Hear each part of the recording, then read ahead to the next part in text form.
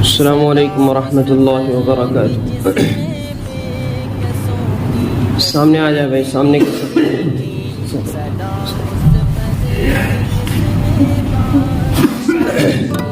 سامنے کے سب کو پر کرتے ہوئے بیٹھے۔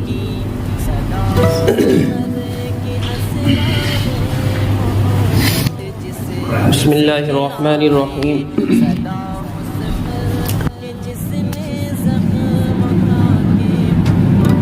الحمد للہ رب العالمین والصلاة والسلام علی سید المرسلین وعلی کل ملائکتک المقربین وعلی عباد اللہ الصالحین، اما بعد فاعوذ باللہ من الشیطان الرجیم، بسم اللہ الرحمن الرحیم۔ وما ارسلناک الا رحمة للعالمین۔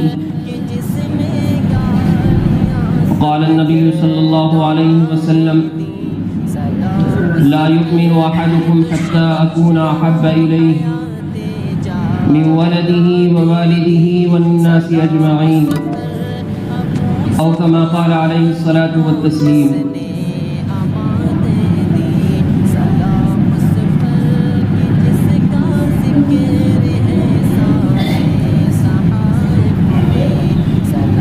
لاکھوں سلام اس آقا پر بت لاکھوں جس نے توڑ دیے،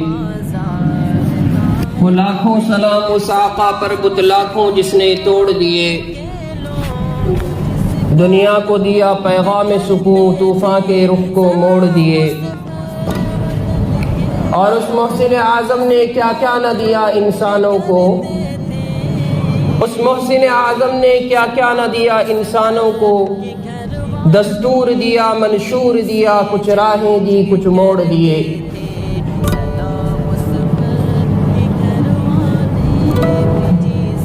معزز سامعین کرام، سلسلہ وار ہم سیرت النبی صلی اللہ علیہ وسلم کے عنوان پر گفتگو سنتے آ رہے ہیں۔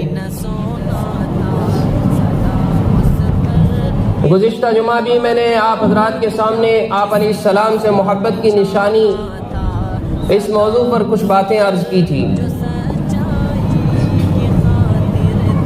انشاءاللہ کوشش کروں گا اسی موضوع کو آپ کے سامنے مکمل پیش کروں۔ ہماری پوری زندگی آپ علیہ الصلاۃ والسلام کی مدح میں، آپ علیہ السلام کی شان و عظمت کو بیان کرنے میں گزر جائے کہ ایک سانس کا ہے، سانس لگ جائے، ہزارہ سال کی ہمیں زندگی میسر ہو، تب بھی ہم آقا نامدار محمد مصطفیٰ صلی اللہ علیہ وسلم کی ان کے احسانات کا بدلہ نہیں چکا سکتے۔ بدلہ تو بہت دور کی بات ہے۔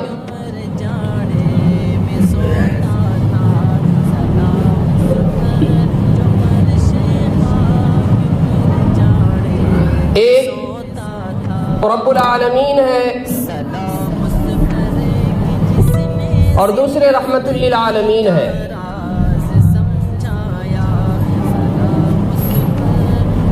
رب العالمین نے دنیا انسانیت کو پیدا کیا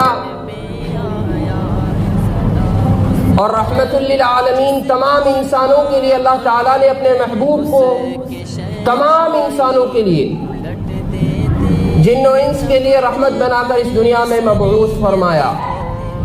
آپ علیہ الصلاۃ والسلام کی تعلیمات، آپ علیہ الصلاۃ والسلام کی زندگی مبارک کا ایک ایک لمحہ ہمارے لیے آئیڈیل ہے، اور آپ صلی اللہ علیہ وسلم نے زندگی کے ہر گوشے میں ہماری رہنمائی کی ہے۔ کوئی ایمان والا جس نے اللہ پر ایمان لایا، جس نے کلمہ توحید کا اقرار کیا، جس نے کہہ دیا لا الہ الا اللہ محمد عبدک و رسولک صلی اللہ علیہ وسلم، وہ ایمان والا کبھی یہ نہیں کہہ سکتا کہ آپ علیہ الصلاۃ والسلام نے ہماری رہنمائی فلاں موڑ پر نہیں کی۔ زندگی کے ہر ہر لمحے میں، ہر ہر گوشے میں آپ صلی اللہ تعالی علیہ وسلم نے ہم انسانوں کی رہنمائی کی ہے۔ پیدائش سے لے کر حیات، موت، شادی، بیاہ، چلنا پھرنا، اٹھنا بیٹھنا، ہر موڑ پر، خواہ وہ کوئی بھی مورچہ ہو، کوئی بھی موڑ ہو، ہر موڑ پر جناب رسول اللہ صلی اللہ تعالی علیہ وسلم نے مکمل طریقہ بتایا کہ یہاں پر کیا کرنا چاہیے، زندگی کس طرح گزارنی چاہیے۔ مثلا بچہ جب پیدا ہو تو آپ علیہ السلام کی تعلیمات ملتی ہے ہمیں، کیا ملتی ہے؟ پیدائش کے بعد اس کے کان میں تکبیر کہی جائے، دائنے کان میں اذان، بائیں کان میں تکبیر کہی جائے، کسی اللہ والے کے نام کی گٹی ان کو پلایا جائے، کسی اللہ والے کے پاس لے جا کر ان کا اچھا نام رکھا جائے۔ آپ علیہ السلام کی تعلیمات ہیں۔ گویا کہ زندگی شروع ہونے سے لے کر زندگی کے ختم ہونے تک ہر لمحہ آپ صلی اللہ تعالیٰ علیہ وسلم نے ہماری رہنمائی کی ہے۔ آپ نے عمل کر کے دنیا انسانیت کو بتا دیا کہ لوگوں، تم اس راہ پر چلو گے، اس راستے پر چلو گے تو کامیاب ہوگے۔ اگر اس راہ کو چھوڑ کر تم نے کوئی اور راستہ اختیار کیا، کوئی اور راستہ اپنا لیا، تو تمہیں کامیابی کبھی نہیں مل سکتی ہے، میری شفاعت تمہیں کبھی نہیں مل سکتی ہے۔ تو اپنے آپ کو ایمان والا بھی کہو اور میرے راستے پر بھی نہ چلو، میرے بتائے ہوئے شریعت پر بھی، سنتوں پر بھی نہ چلو، تو تمہاری پھر کامیابی نہیں ہے۔ حضرت ابو ہریرہ کی جو روایت میں نے ابھی آپ کے سامنے تلاوت کی ہے، حدیث مبارک کا ایک ٹکڑا، لا یؤمن احدکم حتی اکون احب الیہ، کہ دنیا کے تمام انسان، ایک مسلمان، ایک پکا مومن، ایک کامل مومن اس وقت تک نہیں بن سکتا کامل جب تک لا یؤمن احدکم حتی اکون احب الیہ من ولدہ ووالدہ والناس اجمعین، اس وقت تک ایمان والا کامل ایمان والا نہیں بن سکتا جب تک کہ اس مومن کو، اس ایمان والے کو جناب رسول اللہ صلی اللہ تعالیٰ علیہ وسلم سے، ان کی اولاد سے زیادہ، ان کے ماں باپ سے زیادہ، دنیا کا ہر فرد سے زیادہ اس کو رسول اللہ صلی اللہ علیہ وسلم سے محبت نہیں ہو جاتا، تب تک وہ کامل ایمان والا نہیں بن سکتا۔ اب کامل ایمان والا، اب ہم تو کہہ دیں، زبان سے کہہ دیں گے ہم کہ ہم رسول اللہ صلی اللہ علیہ وسلم سے واقعی میں ایسی محبت کرتے ہیں جس کا ذکر حدیث پاک میں کیا گیا ہے، زبان سے کہہ دیں گے کہ من ولدہ ووالدہ والناس اجمعین، ہم اولاد سے بھی زیادہ، ہم ماں باپ سے بھی زیادہ، دنیا کے ہر شخص سے زیادہ ہم نبی کریم صلی اللہ تعالیٰ علیہ وسلم سے محبت کرتے ہیں۔ لیکن کیا صرف کہہ دینا ہی کافی ہے؟ میں یہ پوچھنا چاہوں گا آپ سے، کیا صرف کہہ دینا ہی کافی ہے یا اس پر عمل کرنا اصل ہے؟ کہہ دینا اور سن لینا کافی نہیں ہے میرے بزرگوں، اس بات کو ہم اپنے دل میں بٹھا لیں۔ کہہ دینا اور سن لینا کافی نہیں ہے، بلکہ اس پر عمل کرنا، اس پر زندگی گزارنا، یہ اصل چیز ہے۔ جب تک وہ عمل نہیں کرے گا شفاعت کا حقدار نہیں ہو سکتا، آپ علیہ السلام کی شفاعت کا حقدار نہیں ہو سکتا۔ حضرت جنید بغدادی کا وہ واقعہ میں گزشتہ جمعہ سنا رہا تھا کہ 3 نشانیاں ظاہری اعتبار سے ہمیں سمجھ میں آتی ہے کہ محبت کی یہ 3 نشانیاں ہیں کہ جو یہ دعویٰ کرے، جو مومن یہ کہے کہ ہمیں رسول اللہ سے محبت ہے، ہم عاشق رسول ہیں، واقعی میں اللہ کے رسول سے محبت کرتے ہیں، تو سب سے پہلی چیز اس کا چہرہ جو ہے جناب رسول اللہ صلی اللہ تعالیٰ علیہ وسلم جیسا ہوگا۔ اگر اس نے اپنا چہرہ آپ علیہ السلام کے مطابق نہیں بنایا، آپ علیہ السلام کے چہرہ اس کو پسند نہیں آیا، یہ بات وہی ہے، نہیں رکھنا یعنی پسند نہیں آنا۔ کچھ جوان کہتے ہیں جی ابھی تو ہماری شادی بھی نہیں ہوئی، کہتے ہیں کچھ جوان ابھی تو ہماری شادی بھی نہیں ہوئی۔ اگر ان سے کہا جائے کہ حضرت صاحب آپ داڑھی رکھ لیں، کیوں نہیں داڑھی رکھ رہے؟ صاحب ہماری تو ابھی شادی بھی نہیں ہوئی ہے۔ تو کیا داڑھی والوں کی شادی نہیں ہوتی ہے؟ داڑھی والوں کو بیوی نہیں ملتی ہے؟ ہاں، داڑھی والوں کے بچے نہیں ہوتے ہیں؟ داڑھی والوں کی زندگی نہیں گزرتی ہے؟ داڑھی والوں کی صبح شام نہیں ہوتی ہے؟ داڑھی والوں کو رزق نہیں ملتا ہے؟ کیا داڑھی والوں کو نوکری نہیں ملتی ہے؟ اگر ایسا ہوتا تو آپ علیہ السلام کبھی داڑھی نہ رکھتے۔ اگر ایسا ہوتا تو آپ صلی اللہ علیہ وسلم کبھی داڑھی نہ رکھتے۔ اس لیے سب سے پہلی نشانی پر ہمیں کیا عمل کرنا ہے کہ ظاہری اعتبار سے ہمیں اپنے چہرے کو آپ علیہ السلام کے چہرے مبارک جیسا بنانا ہے۔ ارے کم سے کم کچھ نہیں تو ظاہری ہم شکل تو بنا لیں، کم سے کم اپنی شکل تو بنا لیں، ہو سکتا ہے۔ ایک واقعہ میرے ذہن میں آیا، ایک جوان تھا، اس نے ایک بات سنی تھی کسی عالم سے، کسی بزرگ سے، اللہ کے ولی سے، کہ اللہ تبارک و تعالی جو ہے سفید داڑھی والے سے، سفید بال والے سے حیا کرتے ہیں۔ سفید داڑھی والے سے، سفید بال والے سے حیا کرتے ہیں۔ اللہ کے سامنے جب وہ فریاد کرتا ہے نا، اللہ تعالیٰ اسے واپس نہیں لوٹاتے، حیا آتی ہے واپس لوٹاتے ہوئے اللہ کو۔ اور جب سفید داڑھی والا قبر میں پہنچتا ہے، اللہ کے پاس پہنچتا ہے، اللہ حیا وہاں بھی کرتے ہیں اور اس کو اس کی مغفرت کر دیتے ہیں۔ اس کے دل میں شوق پیدا ہوا، جذبہ پیدا ہوا کہ میں بھی سفید داڑھی میری بھی ہو، اللہ مجھ سے بھی حیا کرے، میں بھی اللہ کے سامنے کوئی سوال کروں تو اللہ تعالیٰ مجھے خالی ہاتھ نہ لوٹائے، اللہ کے پاس اس حال میں جاؤں تو اللہ میری مغفرت کر دے۔ لیکن اللہ نے کرنا ایسا تھا کہ جوانی میں ہی، وہ جوان تھا، کڑیل جوان، 30 سال 35 سال کی عمر میں ہی موت کا وقت قریب آ گیا، بیماری لاحق ہوئی اور موت کا وقت قریب آ گیا۔ اب وہ سمجھ رہا تھا کہ اب یہ زندگی کے آخری چند لمحات ہیں۔ اب اس کو خیال آ رہا ہے کہ اللہ میری داڑھی بھی سفید نہیں ہوئی، میرے بال بھی سفید نہیں ہوئے، اللہ اگر مجھے پکڑ لے گا تو میں کیا جواب دوں گا۔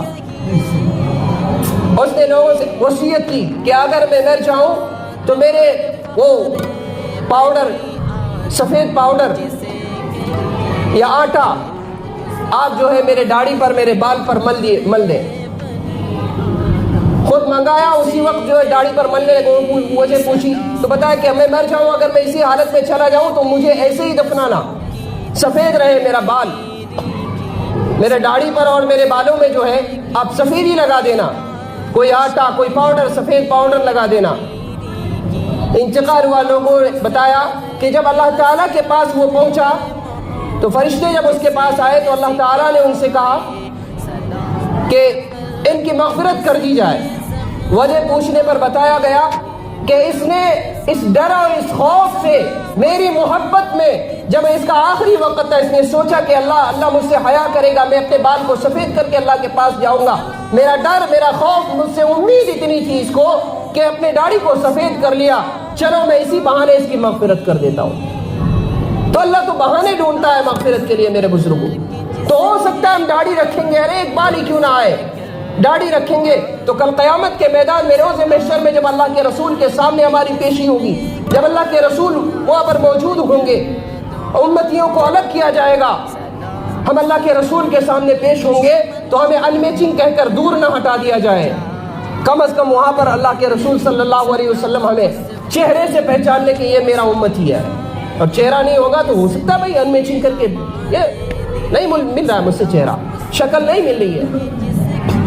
اس لیے میرے بزرگوں، خاص طور سے جوان حضرات، خوبصورت لگتا ہے بھائی، آپ رکھ کر دیکھیں محبت کے ساتھ، داڑھی میں خوبصورتی ہے، داڑھی مرد کی پہچان ہے، داڑھی مرد کی پہچان ہے۔ ایک صاحب، واقعہ میں سنا تھا کہیں پر کہ ایک صاحب جو ہے شادی ہو رہی تھی اس کی، ایک عالم صاحب نے ان سے کہا بھائی اب داڑھی کیوں نہیں رکھے؟ حضرت میری کل ہی شادی ہے، وہاں سٹیج لگے گا، وہاں پر جو ہے دونوں میاں بیوی کو بٹھایا جائے گا، دلہا دلہن کو بٹھایا جائے گا، اچھا نہیں لگے گا، حضرت لوگ کیا کہیں گے؟ تو انہوں نے کہا کہ بھائی داڑھی رکھ لو، داڑھی رکھ لو۔ اس کی وجہ یہ ہے کہ بغیر داڑھی والا کون ہوتا ہے؟ بغیر داڑھی والا کون ہے؟ داڑھی کس کو نہیں آتی ہے؟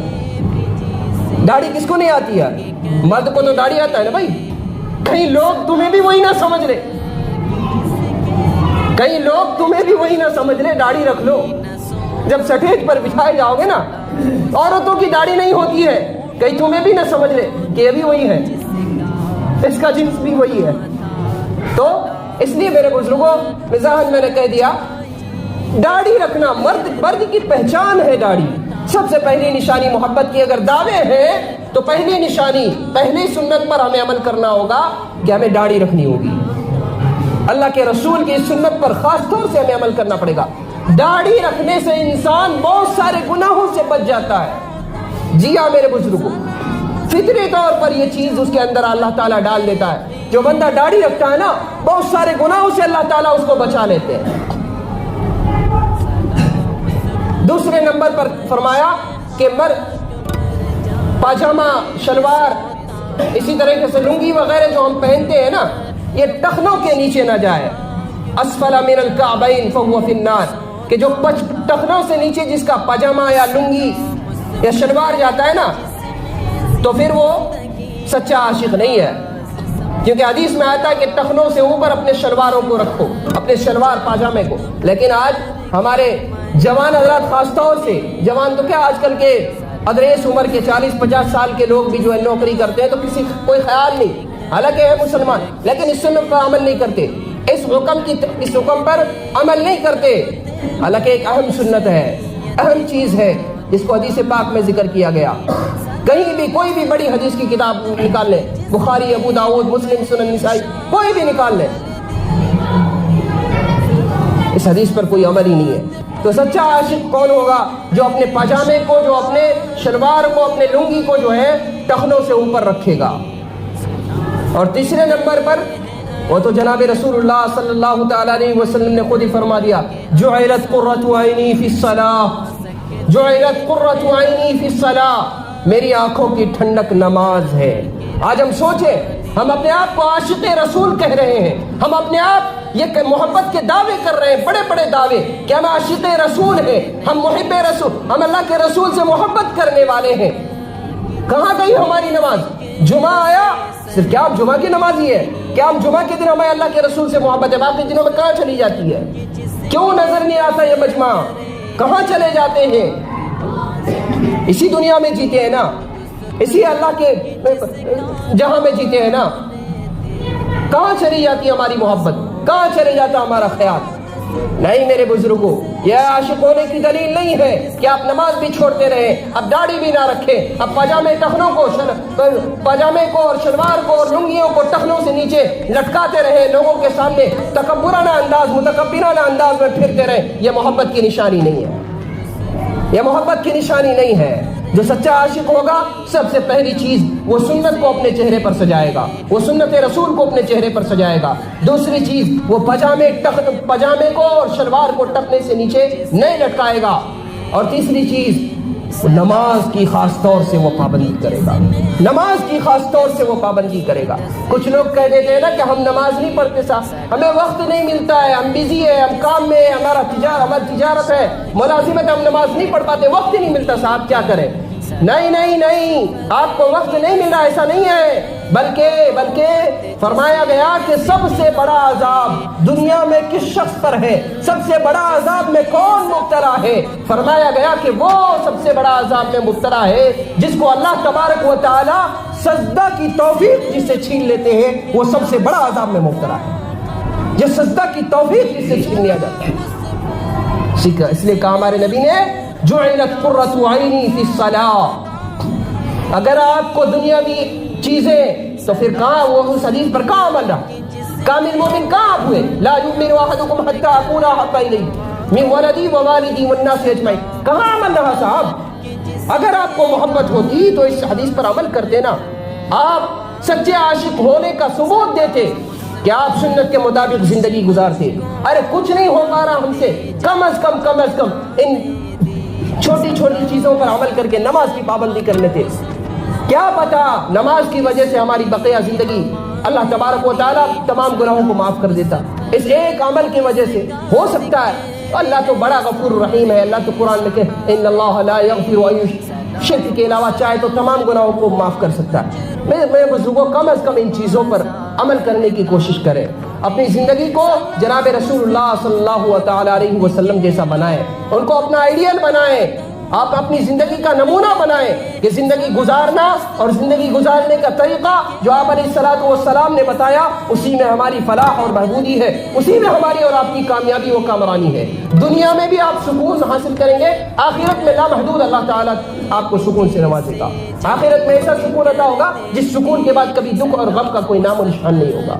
اس لیے تمام حضرات ان باتوں پر عمل کرنے کی کوشش کریں گے انشاءاللہ۔ اللہ سے دعا ہے کہ اللہ پاک ہمیں آپ کو کہنے سننے سے زیادہ عمل کی توفیق نصیب فرمائے۔